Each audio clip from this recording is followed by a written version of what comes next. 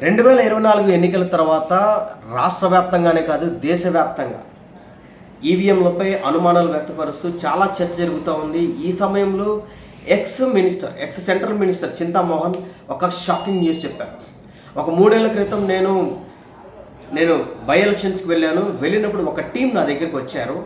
ఏం చెప్పారంటే ఆ టీము, సార్ మేము ఈవీఎంని హ్యాక్ చేస్తాం లేదా ఈవీఎంని మార్చేస్తాం.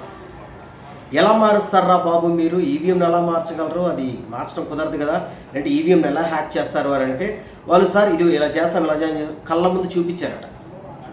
నా కళ్ళ ముందు ఈవీఎంని హ్యాక్ చేసి చూపించారు. కాబట్టి ఈ ఈవీఎంలు దేశ మనుగడకు మంచిది కాదు, ప్రజాస్వామ్యానికి మనుగడకు మంచిది కాదు. నా కళ్ళ ముందే హ్యాకింగ్ జరిగింది కాబట్టి ఈ 24 ఎలక్షన్స్లో కూడా జరగడానికి 100కి 1000% అవకాశం ఉంది అని చెప్పేసి ఆయన కొండబద్దలు కొట్టారు. ఇది నిజంగానే షాకింగ్ న్యూస్.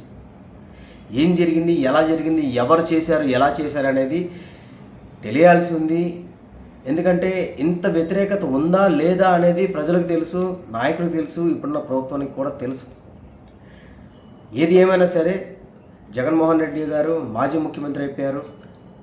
వైసీపీ గవర్నమెంట్ అయితే దిగిపోయింది, టీడీపీ గవర్నమెంట్ అధికారంలోకి వచ్చింది. ఇన్వెస్టిగేషన్ జరగనిస్తారా లేదా, నిజాలు బయటకు వస్తాయా లేదా అనేది కాలమే సమాధానం చెప్తుంది.